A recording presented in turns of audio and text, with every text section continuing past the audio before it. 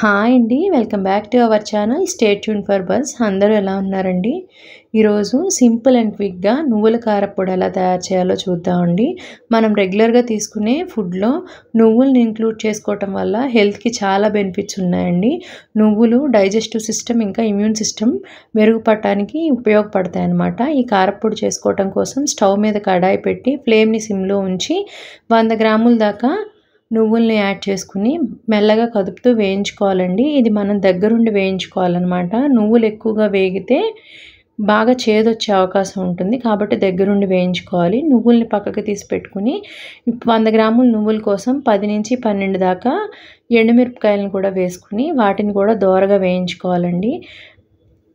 మనం ఇందులో ఆయిల్ వేసి వేపట్లేదు కాబట్టి ఇలా ముక్కలు కట్ చేసి వేపుకోవటం వల్ల ఈవెన్గా ఫ్రై అవుతాయి. తర్వాత వాటిని కూడా తీసి పక్కన పెట్టుకుని ఒక గుప్పెడు దాకా కరివేపాకును కూడా వేసుకుని దోరగా వేయించుకోవాలండి. దాన్ని కూడా తీసి పక్కన పెట్టుకుని మొత్తం అన్నీ చల్లారిన తర్వాత ఒక మిక్సీ జార్ తీసుకుని వేయించుకున్న నువ్వుల్ని వేసుకోవాలి. దాని తర్వాత ఎండుమిర్చిని వేసుకోవాలి. మన పులుపుకు తగినట్టుగా 2-3 రెమ్మలు చింతపండును కూడా వేసుకోవాలండి.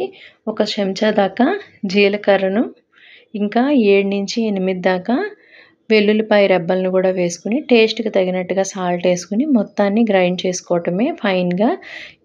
ఈ రెసిపీ మీకు నచ్చినట్టయితే please do like, share and subscribe. Stay tune for buzz.